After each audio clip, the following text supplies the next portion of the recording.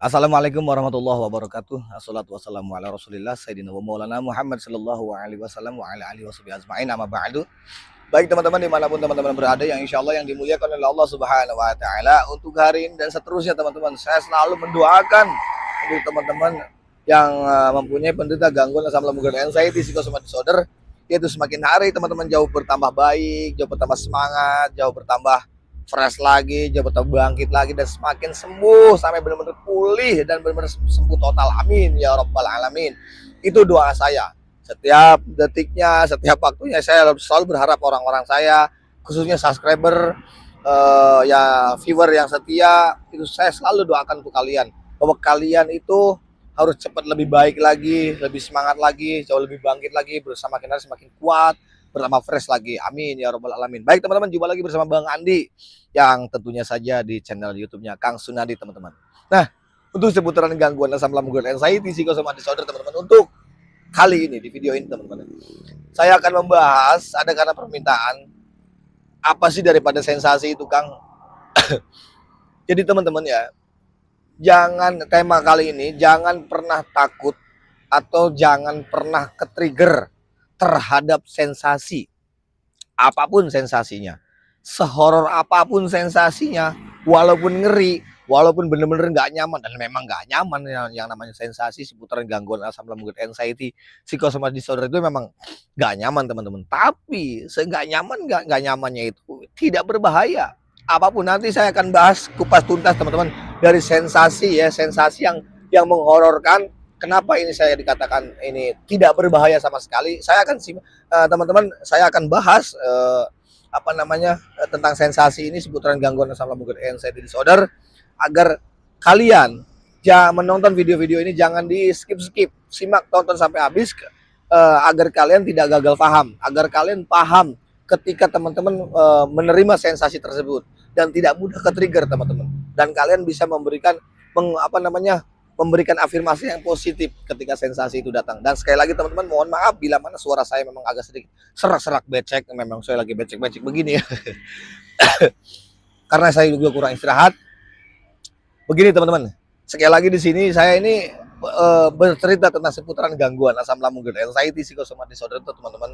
Saya sekali lagi di sini, saya bukan ahli medis, bukan ahli obat, bukan ahli herbal, apalagi dokter, bukan. Saya berbicara tentang seputaran gangguan asam lambung dan anxiety psychosomatic disorder itu teman-teman, saya berdasarkan pengalaman saya yang dulu saya rasakan, dan saya tuh sama seperti kalian. Saya itu mantan penderita, sama dulunya sama seperti, hanya saja sekarang saya sudah menjadi penyintas seputaran gangguan asam lambung dan anxiety psikosomatis. Dan video-video ini adalah video edukasi tentang seputaran gangguan asam lambung dan anxiety psikosomatis, agar kalian bisa termotivasi oleh video-video saya. Jangan lupa yang baru bergabung, yang belum subscribe teman-teman, subscribe terlebih dahulu teman-teman. Kenapa? Karena subscribe itu buat saya pribadi teman-teman sangatlah penting. Kenapa? Agar video-video saya itu bisa berkembang dengan baik. Kalau sudah berkembang dengan baik, tentunya saja itu bisa menambah semangat saya untuk saya selalu bikin video-video tentang seputaran gangguan asam lambung dan anxiety psychosomatic disorder teman-teman. Baik teman-teman, ikan sepat, ikan gabus, lebih cepat lebih bagus teman-teman ya. Begini teman-teman, untuk penderita seputaran gangguan asam lambung dan anxiety psychosomatic disorder ya, terhadap sensasi yang menghororkan, ini buat saya pribadi ya teman-teman ya, sensasi yang paling horor, yang paling ngeri, yang paling menakutkan yang dulu saya alami itu, contoh seperti kayak jantung berdebar, ya kan. Kedua, napasnya agak berat, bukan sesak sebetulnya, tapi dulu saya anggapnya ini sesak gitu ya, sesak gitu. Yang kedua sesak. Yang ketiganya keliengan yang awet banget itu, keliengan, mata buram, terus telinga berdenging, itu awet banget.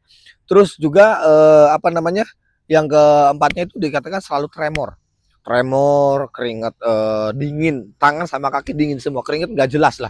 Pokoknya siang-siang ini saya pakainya selimut, pakainya minyak angin gitu teman-teman. Itu selalu saya lakukan. Dan pikiran saya terlintas itu tentang takut penyakit berat. Dan pikiran saya selalu menggiring saya selalu, wah, gua harus ke rumah sakit.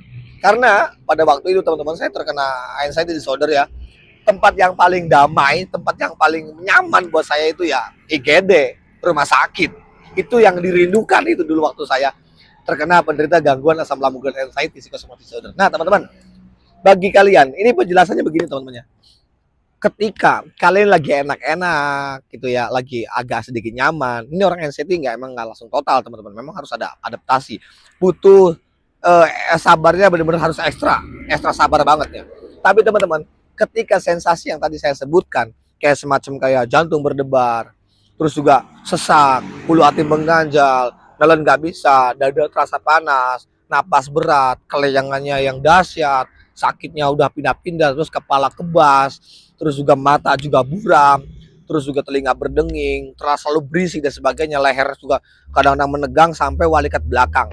Dan itu semua teman-teman ya, kalian bila mana yang sama dengan saya sensasi seperti itu akan terbawa pola pikir kita, langsung masuk ke perasaan kita jadi nggak enak. Kenapa? Wajar, karena pikiran kita itu hanya takut takut penyakit berat, takut takut mati dadakan, takut pingsan, takut terkena penyakit kronis. Itu yang selalu yang ada di benak pikiran saya. Tapi bagi teman-teman ya yang mengalami hal yang sama, teman-teman nggak perlu takut. Saya jelaskan sekali lagi ya, untuk penderita gangguan asam lambung GERD, anxiety, psychosomatic disorder itu tidak berbahaya sama sekali. Dan asam lambung yang diakibatkan anxiety disorder itu teman-teman ya, tidak membuat kamu mati, tidak membuat kamu gila, tidak mungkin dan tidak mudah dan tidak akan bisa membuat kamu stroke. Enggak bakalan, apalagi sampai pingsannya, enggak, semua enggak terjadi. Cuman perasaan dan rasanya sepertinya seperti kayak mau pingsan, seperti kayak mau gila, seperti kayak apa yang namanya, pokoknya kayak nggak enak lah, selalu terancam terus. Padahal semuanya itu tidak berbahaya. 99,9% apapun yang kita khawatirkan itu tidak akan pernah terjadi teman-teman. Dan 1%-nya itu tidak akan pernah terjadi. Jadi buat kalian yang untuk penderita gangguan asam lambung GERD, anxiety, psychosomatic disorder teman-teman ya, sekali lagi jangan pernah berpikir macam-macam. Dan jangan pernah mengkait-kaitkan dengan kematian, jangan pernah mengkait-kaitkan dengan penyakit berat ataupun penyakit kronis. Karena ini bukan penyakit. Ini itu hanya gangguan mental, gangguan psikis. Kenapa kok jantung berdebar? Begini teman-teman penjelasannya. Kalau kalian jantung sering berdebar itu wajar teman-teman. Dan saya sering terjadi yang namanya panic attack. Panic attack itu sangat memang luar biasa. Jangankan kita lagi ngobrol, lagi tidur pules pun, tiba-tiba kebangun, itu digarakan apa? Karena panic attack. Kok bisa timbul panic attack? Gimana Kang?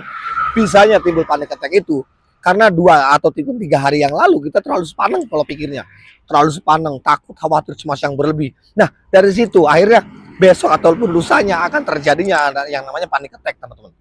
Kenapa bisa seperti ini, teman-teman? Panic attack itu responnya contoh gini deh. Teman-teman itu nggak pernah olahraga. Terus hari ini teman-teman itu olahraga. Sekali olahraga, itu badan belum terasa sakitnya.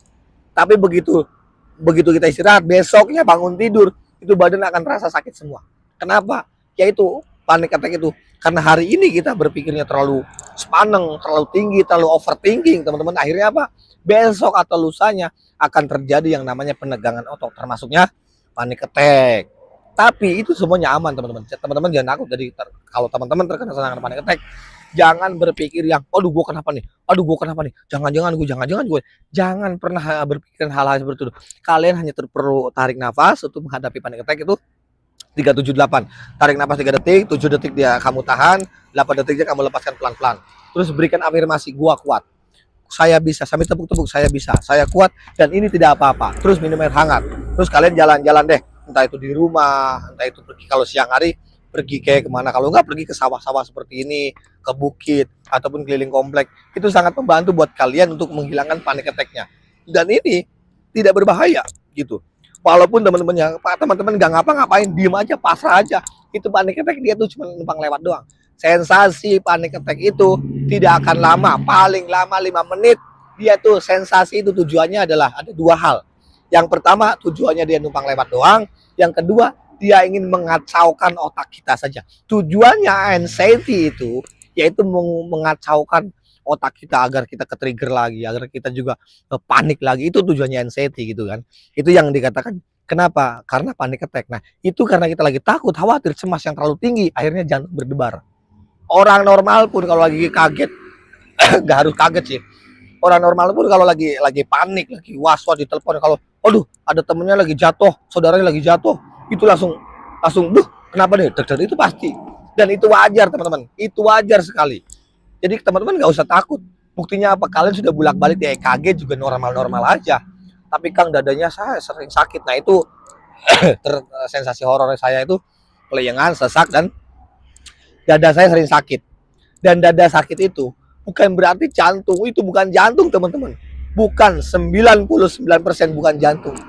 Itu daripada otot dada. Terkadang tembus sampai ke walikat belakang, dan itu wajar teman-teman, wajar sekali, sangat wajar. Jadi itu tidak berbahaya sama sekali. Terus juga teman-teman, selain kita dada yang berjantung berdebar, itu sesak. Sesaknya bukan berarti sesaknya kita nggak bisa napas, bukan teman-teman. Tadi sesaknya itu memang dikatakan serasa berat. Kenapa? Karena kita terlalu fokus sama pernapasan kita. Anda yang normal pun teman-teman ya, Anda fokus deh sama napasnya. 3 detik tarik napas, 3 detik keluarin, 3 detik tarik napas, 3 detik keluarin. Itu sangat nggak nyaman. Coba kalau kita lupakan, nggak usah mikirin, jangan, nggak usah fokus 3 detik napas, 3 detik keluarin, nggak usah napas, biasa aja kita ngobrol biasa, lupakan napas, ya biasa, enak-enak aja tanpa disadari kan begitu. Sensasi pun sama teman-teman. Kalau kita melupakan, jangan tidak fokus dengan sensasi apapun sensasinya. Kalau kita nggak fokus, kita ngobrol biasa, kita alihkan dengan jalan-jalan, dia akan hilang dengan sendirinya. Dia akan hilang dengan sendirinya. Sama kalau kita fokus dengan denyut nadi, kita kadang lagi sholat nih, nadi kita terlalu fokus ya. Itu karena kita lagi fokus ke badan kita, terlalu fokus. Akhirnya rasanya denyut nadi itu selalu dirasa-rasakan. Kenapa? Karena orang-orang terkena anxiety itu terlalu fokus, terlalu sibuk, terlalu senang merasakan sensasi tubuh. Kayak nadi, kok nadi saya kok kencang banget ya, nyet kencang banget, kadang-kadang sampai kepala kayak ngap, kadang-kadang sampai leher juga. Dan itu wajar karena kalian terlalu fokus dengan sensasi. Nah, lalu kan pertanyaan kalian, bagaimana caranya untuk melupakan sensasi? Kamu lupakan tentang resiko, tentang penyakit berat, apalagi itu masalah atau masalah mati, lalu lupakan. Kamu alihkan, kamu nikmatin, kamu pergi kamu telepon mentor ataupun gimana yang kamu kenal. Terus juga kamu alihkan, kamu pergi deh. Saya harus pergi nih, sensasi datang, saya harus pergi. Kamu pergi deh. Entah itu ke sawah, lihat pemandangan seperti ini kan lumayan teman-teman. Kalau kita misalnya sampai lihat-lihat, kita lalu ada sensasi sambil masa bodoh deh. Masa bodoh. Ketika kita lagi ada sensasi, saya ngeliatin begini nih.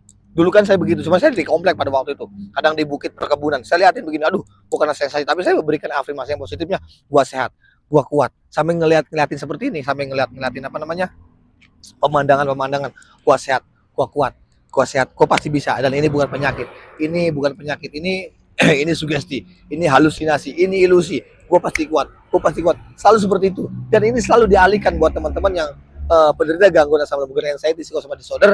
Ketika ada sensasi, ketika ingin melupakan, dan pertama teman-teman, yang paling utama teman-teman nggak boleh ngurung diri, nggak boleh sampai ngurung, nggak boleh sampai meratapi, gundah gulana, diam diri di kamar, jangan, itu wajib dihindari. Orang-orang yang penderita gangguan asam lambung dan anxiety disorder, walaupun kalian sensasi lagi reoni, sensasinya lagi berjibun, lagi banyak sensasinya, kalian wajib pergi kegiatan, mengisi kegiatan seperti saya harus bisa untuk melupakan sensasi, jalan-jalan, lihat pemandangan, lihat ke sawah ataupun lihat kalau di sana kan kalau di Cilacap itu lihat bukit, lihat laut, terus lihat apa lagi, lihat hutan, kebun, kayak pemandangan di sawah begini, ya itu sangat membantu buat kalian untuk penderita gangguan asam lambung dan anxiety disorder. Ini membantu sekali. Terus kalian nyelusuri pinggir-pinggir sawah sambil berikan afirmasi yang positif, sambil memberikan sugesti yang dikatakan yang bisa menguatkan kita. Gua sehat, gua kuat, gua nggak apa-apa, gua sehat, gua kuat, gua nggak apa-apa. Ini solusi. Sambil jalan-jalan, sambil lihat-lihat gitu, sambil lihat ikan boleh, ke balong ataupun ke tambak gitu, boleh. Tujuannya apa? Tujuannya untuk mengalihkan pikiran negatifnya, untuk membuang rasa cemas, khawatir, cemas yang berlebih itu teman-teman. Itu tujuannya. Kenapa saya dianjurkan teman-teman nggak boleh diam diri, nggak boleh saling meratapi, nggak boleh gula-gulana, nggak boleh. Kenapa? Karena semakin fokus sama sensasi, semakin tidak nyaman teman-teman. Dan sensasi satu muncul, kalian pikirkan bisa menimbulkan sensasi yang lain yang akan muncul teman-teman. Makanya saya bilang, saya anjurkan kepada orang-orang saya, terutama subscriber, viewer yang setia, bahwa kalian itu gak boleh terlalu fokus dengan sensasi. Kalian tanpa disadari bisa menghipnotis diri kalian sendiri selayaknya seperti orang yang sakit, seperti orang yang terpuruk, seperti orang-orang yang paling menderita. Coba dialihkan sugestinya. Bisa nggak kalian menghipnotis diri kamu sendiri? Saya orang yang paling kuat. Saya orang yang paling kuat. Saya orang yang paling sehat. Dan saya orang yang paling bisa untuk menghadapi sensasi ini. Saya kuat, saya sehat, dan saya kuat. Saya sehat dan saya kuat. Itu dialihkan seperti itu. Jangan membuat kalian itu sehat sebetulnya loh. Kalian itu hanya lagi ketakutan, kekhawatiran. Ketakutan, kekhawatiran, bikin was-was. Dari mana? Dari gara-gara sensasi. Bro, gini deh. Sensasi yang terjadi kepada diri kalian itu bisa terjadinya daripada pola pikir kalian sendiri. Dari pikiran kalian selama ini, kalian tuh selalu takut, khawatir, cemas, was-was, yang terlalu overthinking, yang terlalu berlebih. Itu teman-teman, itu yang dari dikatakan sensasi. Dan itu semua sensasi saya globalkan, yang terkenalnya 1001 sensasi teman-teman. Nah, untuk yang napasnya sesak teman-teman ya, sensasi yang napasnya sesak itu teman-teman, itu bukan sesak. Makanya bingung kalau saya lagi live di YouTube, live di TikTok, Kang saya napasnya sesak. Kok orang sesak masih bisa tapping? Kok orang sesak itu masih bisa komentar? Kok yang sesak itu masih bisa nonton video saya sampai full, sampai berakhir berjam-jam? Kenapa? Itu bukan sesak, brother, suster. Itu bukan sesak. Kalian sesaknya itu karena terlalu fokus. Dengan apa? Dengan sensasi kalian. Kalian sesaknya itu bisa menimbulkan daripada panik yang berlebih, cemas yang berlebih, khawatir yang berlebih. Sesaknya bisa dari situ.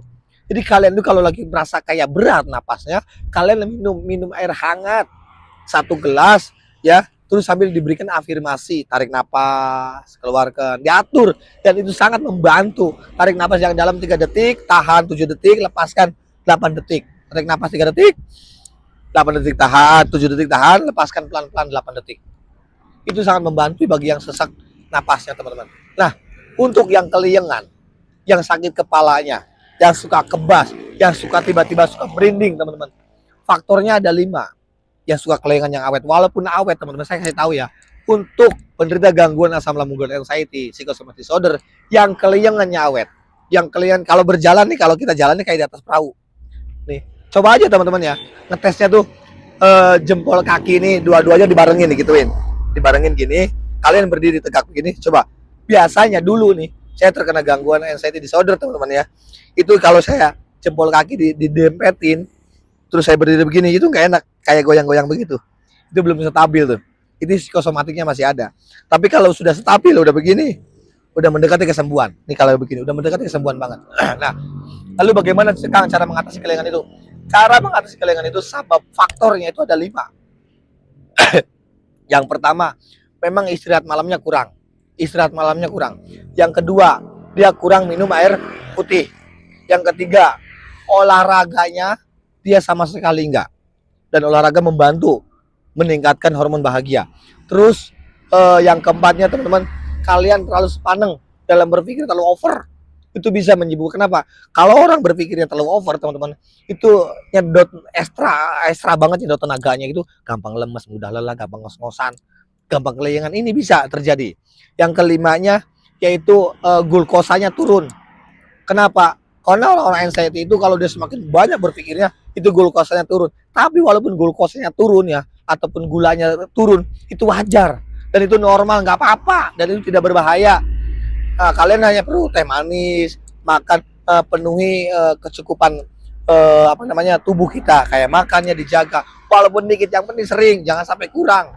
Karena orang-orang terkena gangguan asam lambung dan anxiety, psikosomatic disorder itu teman-teman, rata-rata mereka itu gini deh, walaupun dia makannya banyak, makannya yang bergizi, pencernaan kita tidak akan menyerap protein dengan baik. Kenapa? Karena masih cemas, gitu kan? Karena masih cemas. Itu begitu. Jadi untuk teman-teman, untuk para penderita gangguan asam lambung dan anxiety, psikosomatic disorder, jadi nggak usah khawatir. Dan sensasi itu akan sembuh, ya, tanpa diobatin juga kalian sembuh. Cuman kalau maksudnya diobatin itu begini teman-teman, saya sembuh itu tanpa obat, tanpa herbal. Jadi kalau kalian cari obat, cari herbal, itu salah besar. Karena gangguan sekalian itu di mental, di psikis kita. Mindsetnya kita diperbaiki. mental kita yang kita harus perlu dibenahi. Nah, begini teman-teman, itu perlu obatnya seperti itu, bukan obat kimia ataupun herbal, bukan. Karena psikis ataupun mental nggak ada obatnya. Obatnya adalah pikiran kalian sendiri, dan pikiran ini bisa pikiran kalian itu bisa menjadi obat buat kalian. Saya sebagai mentor hanya memberi mengedukasi agar kalian bisa termotivasi oleh saya, oleh video-video ini teman-teman. Nah teman-teman, yang untuk anxiety disorder, untuk semua sensasinya, karena kalian kembali lagi perlu mengalihkan, perlu memberikan afirmasi yang positif bahwa kalian itu akan sembuh total, pasti sembuh. Dulu saya 3 tahun, ya 3 tahun kurang lebihnya 3 tahun itu teman-teman ya, karena saya nggak tahu dulu betapa bodohnya saya, tidak bisa menghadapi, hanya bisa pasrah, hanya bisa memikirkan yang terburuk seperti itu aja. Oh, setelah saya bangun 3 tahun lebih, saya bangun, saya pengen bangkit dari sini, maka saya lepas semua ketakutan, saya lepas kekhawatiran, saya lepas yang was-wasnya berlebih itu saya lepas. Saya berani jalan-jalan ke tempat-tempat seperti ini, pergi ke hutan, pergi ke laut, pergi ke kebun, keliling komplek, lalu olahraga. Saya buang tuh mental-mental yang dikatakan mental gadungan, mental kalengan, mental bocing, saya buang. Maka saya anggap penderita gangguan asam lambung dan anxiety psikosomatik itu ciliwiliwil, dengan ciliwiliwil kalian pasti sembuh. Apa? Entengin semuanya. Yang namanya takut ini buang. Rasa takut, khawatir, cemas, buang. Buang. Jadi kenapa? Jangan berlebih. Kamu boleh takut, boleh khawatir, boleh cemas, boleh was-was, boleh.